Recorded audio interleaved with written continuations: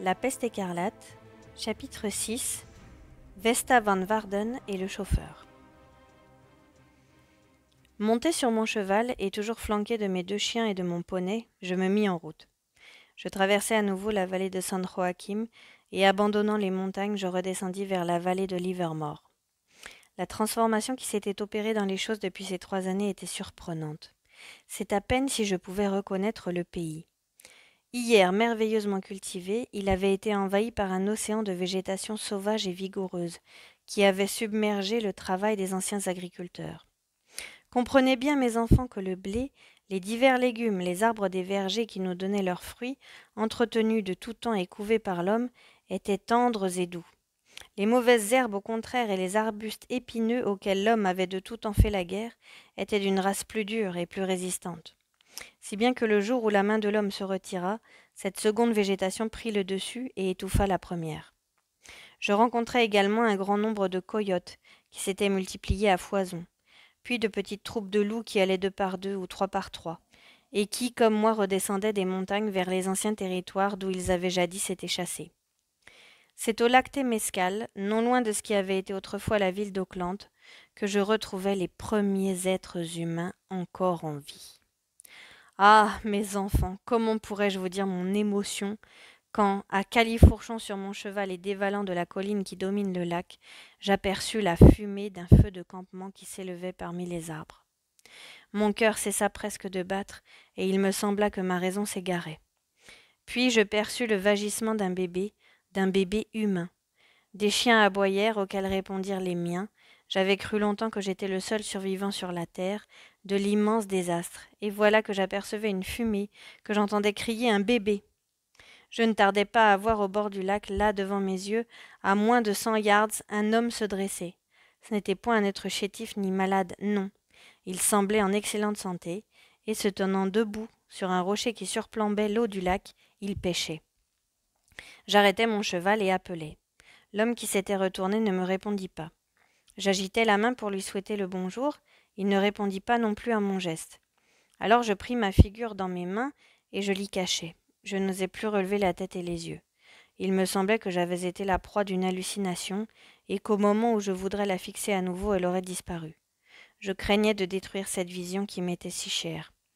Tant que je ne l'aurais pas fait fuir sous mon regard, elle subsisterait en ma pensée. Je demeurai donc ainsi, immobile, jusqu'au moment où je fus tiré de mon rêve par les grognements des chiens et par la voix de l'homme qui me parlait. Savez-vous ce que cette voix disait ? Non, n'est-ce pas ? Eh bien, elle me disait « D'où diable viens-tu » Oui, telles étaient les paroles textuelles que j'entendais prononcer bec de lièvre en guise de bienvenue, sur les bords du lac Temescal, il y a 57 ans exactement, et jamais mots ne me semblèrent plus doux. Je rouvris les yeux. Devant moi, je vis un homme de haute taille, au regard sombre et dur, à la mâchoire lourde, au front oblique. Je me laissai glisser plutôt que je descendis de cheval, et tout ce que je sais, c'est que la minute d'après, je pressai ses mains dans les miennes en pleurant. Je l'aurais embrassé. Il ne répondit point à mes effusions, me jeta un coup d'œil soupçonneux et s'éloigna de moi. Je courus après lui, me cramponnai à ses mains et sanglotai de plus belle. À ce souvenir, la voix de l'aïeul parut se briser, et des larmes coulèrent de rechef le long de ses joues. Tandis que les gamins l'observaient en ricanant, il reprit. Je voulais le serrer dans mes bras, le couvrir de baisers, et lui ne voulait pas. C'était une brute parfaite, l'être le plus antipathique qui se puisse imaginer. Il s'appelait... Comment donc s'appelait-il ? Je ne me souviens plus de son vrai nom, mais on le dénommait le chauffeur. C'était le nom de son ancienne profession, et il l'avait conservé. Et voilà pourquoi la tribu qu'il a fondée s'appelle la tribu des chauffeurs. C'était un vilain individu, violent et injuste. Je n'ai jamais pu comprendre pourquoi la peste écarlate l'avait épargné. Il semblait, à le voir, qu'en dépit de nos risibles leçons de philosophie, il n'y eût pas de justice dans l'univers. Maintenant qu'il ne pouvait plus parler automobile, moteur et essence, il était incapable de plus rien dire, sinon de se vanter de tous les tours pendables qu'il avait joués à ses anciens patrons, comment il les avait escroqués et volés.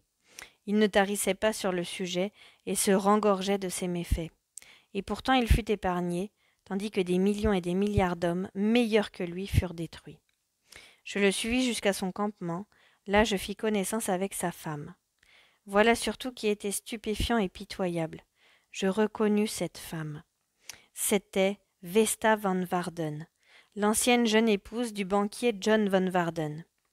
Oui, elle-même, qui, vêtue de haillons et pleine de cicatrices, les mains calleuses déformées par les plus durs travaux, était penchée au-dessus du feu du campement et cuisinait le dîner comme un simple marmiton.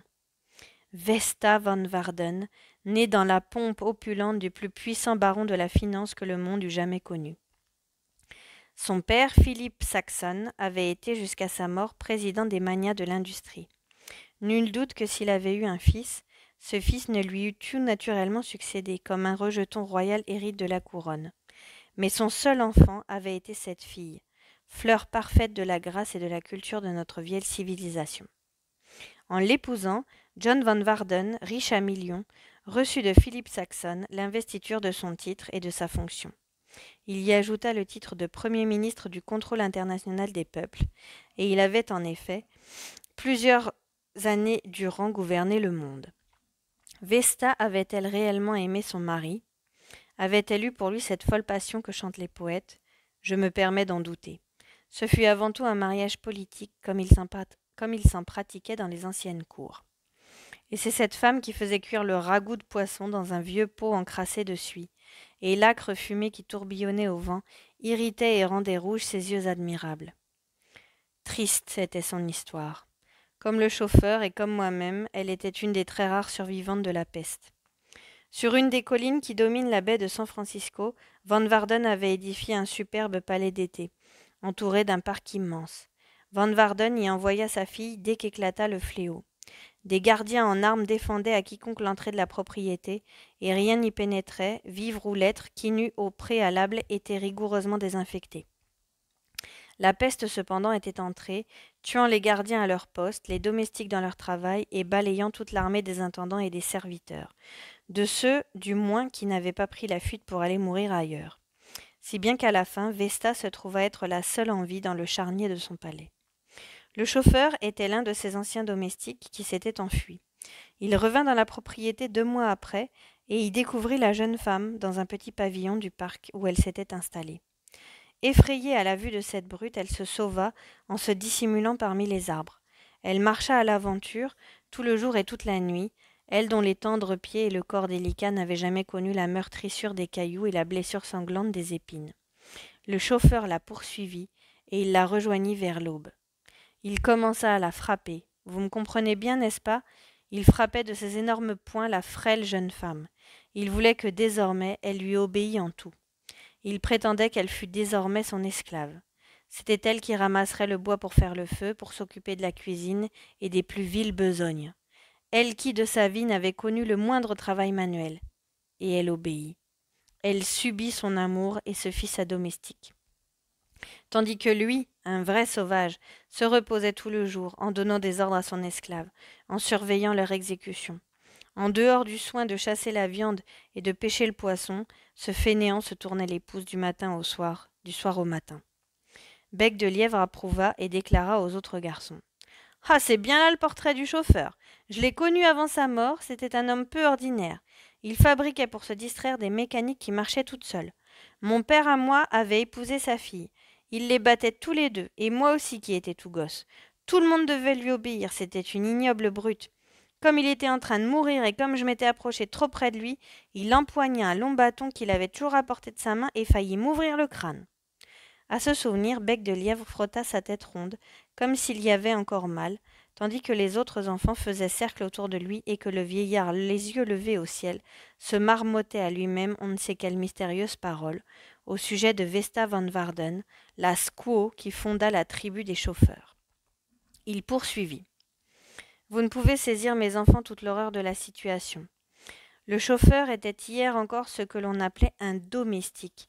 Oui, un domestique, c'est-à-dire qu'il passait sa vie à obéir, à baisser la tête et à faire des courbettes devant celle qui était devenue maintenant son esclave. Elle était une reine de la vie par sa naissance et par son mariage. Dans le creux de sa petite main blanc et rose, elle tenait le sort de millions d'hommes, et elle commandait à des centaines d'autres domestiques tout pareils, au point de vue social, aux chauffeurs. Durant les jours qui avaient précédé la peste écarlate, le plus léger contact avec un être de cette sorte eût été pour elle une ineffaçable souillure. Oui, il en était ainsi autrefois. Je me souviens d'avoir vu un jour Mistress Goldwyn, la femme d'un autre magnat, au moment où elle montait sur la plateforme d'embarquement de son grand dirigeable. Elle laissa choir son ombrelle. Celle-ci fut ramassée par un domestique qui s'oublia jusqu'à lui présenter directement l'objet. Oui, à elle-même, la femme toute-puissante. Elle recula comme si elle avait eu en face d'elle un lépreux, et fit un signe à son secrétaire, qui ne la quittait pas, afin qu'il prît l'ombrelle et la lui remît. Elle ordonna en outre que fût relevé le nom de l'audacieux domestique et qu'on le renvoyât sur-le-champ. Vesta Van Varden était une femme de ce genre, et le chauffeur la battit jusqu'à ce qu'elle consentît à être sa servante. Bill, voilà que son nom revient. Bill, le chauffeur, était un affreux coquin, un être vil entre tous, dépourvu de toute culture et de toute galanterie envers les femmes. Et c'est à lui que revint la merveille des femmes, Vesta Van Varden. Ce sont là des choses raffinées qui vous échappent, mes petits enfants, car vous êtes vous-même de petits sauvages, des natures de primaires. Vesta à cet homme, c'était scandaleux. Pourquoi aussi bien ne m'était-elle pas échue? Je m'en fusse parfaitement accommodée. J'étais, moi, un homme cultivé, bien éduqué et honorable, professeur d'une grande université. Il n'y a pas, je vous l'ai dit, de justice sur cette terre. Au temps de sa grandeur, elle était tellement au-dessus de moi qu'elle n'eût même pas daigné s'apercevoir que j'existais. Mais, après la peste écarlate, j'eusse été pour elle un excellent parti. Au lieu de cela, voyez dans quel abîme de dégradation elle tomba. Et elle m'eût aimé, oui, j'en suis persuadée. Car le cataclysme effroyable qui nous réunit me permit de la connaître de près, d'interroger ses beaux yeux, de converser avec elle, de prendre sa main dans la mienne, de l'aimer et de savoir qu'elle aussi éprouvait pour moi les sentiments les plus tendres. Elle me préférait au chauffeur, c'était visible. Pourquoi la peste qui avait détruit tant de millions d'hommes avait-elle justement épargné celui-là? Un après-midi, tandis que le chauffeur était parti à la pêche et que j'étais demeurée seule avec elle, elle me conjura de le tuer. Elle m'en supplia, avec des larmes dans les yeux. Mais le bandit était robuste et redoutable, et je n'osais pas tenter l'entreprise. Je lui offris quelques jours après mon cheval, mon poney et mes chiens, s'il consentait à me céder Vesta. Il me rit au nez et refusa avec insolence. Il me répondit que dans les temps anciens, il avait été un domestique, de la boue que foulaient aux pieds les hommes comme moi et les femmes comme elle. Maintenant, la roue avait tourné. Il possédait la plus belle femme du monde. Elle lui préparait sa nourriture et soignait les enfants qu'il lui avait faits. « Tu as eu ton heure, camarade, me dit-il. J'ai la mienne aujourd'hui, et elle me convient fort, par ma foi. Le passé est fini, bien fini, et je ne tiens pas à y revenir. » C'est ainsi qu'il me parla, mais pas avec les mêmes mots, car c'était un homme horriblement vulgaire, et il ne pouvait rien dire sans proférer les plus épouvantables jurons. Il ajouta que s'il me surprenait à cligner de l'œil vers sa femme, il me tordrait le cou et la battrait jusqu'à ce qu'elle en reste sur le carreau. Que pouvais-je faire? J'avais peur, car il était le plus fort. Dès le premier soir où je découvris le campement du chauffeur, Vesta et moi nous avions eu une longue conversation, touchant bien des choses aimées de l'ancien monde évanoui. Nous avions causé livres et poésie. Le chauffeur nous écoutait en grimaçant et en ricanant. Cela l'ennuyait et l'irritait d'entendre parler de ce qu'il ignorait et ne pouvait comprendre. Il nous interrompit à la fin et déclara « Je te présente, professeur Smith, Vesta Van Varden, qui fut jadis la femme de Van Varden le magnat. Cette beauté arrogante et majestueuse est maintenant ma squaw. Elle va devant toi me retirer mes mocassins. Femme, fais vite. Montre à Mr. Smith comme je t'ai bien dressé. » Je vis la malheureuse grincer des dents et une flamme de colère lui monta au visage. Le chauffeur dégagea son bras et recula son poing noueux, prêt à frapper. La crainte s'empara de moi et je me levai pour m'éloigner afin de n'être pas témoin. Mais le bourreau se mit à rire et me menaça moi-même d'une volée en règle si je ne demeurais point à admirer la scène.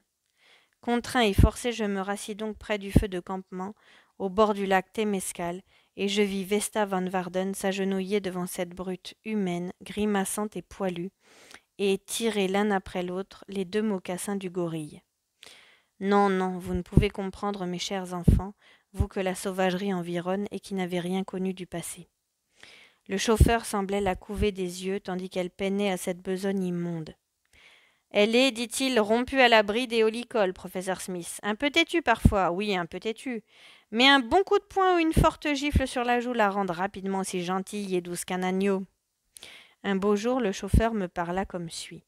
« Tout est à refaire ici-bas, professeur. C'est à nous de multiplier et de repeupler la terre. Tu n'as pas de femme, et je ne suis point disposé à te prêter la mienne. Ce n'est pas ici le paradis terrestre, mais je suis bon bougre. Écoute-moi, professeur Smith. » Il me montra du doigt leur dernier enfant, à peine âgé d'1 an. « C'est une fille, continua-t-il. Je te la donne pour femme. Seulement, il te faudra attendre qu'elle ait un peu grandi. Riche idée, n'est-ce pas? Ici, nous sommes tous égaux. Et s'il y avait une hiérarchie, c'est moi qui serais le plus gros crapaud de la mare. Mais je ne suis pas intraitable. Oh non. Je te fais donc l'honneur, professeur Smith, le très grand honneur de t'accorder comme fiancée ma fille et celle de Vesta Van Warden. Tout de même, dommage, n'est-ce pas, que Van Warden ne soit pas ici dans un coin pour être témoin. » Fin du chapitre 6.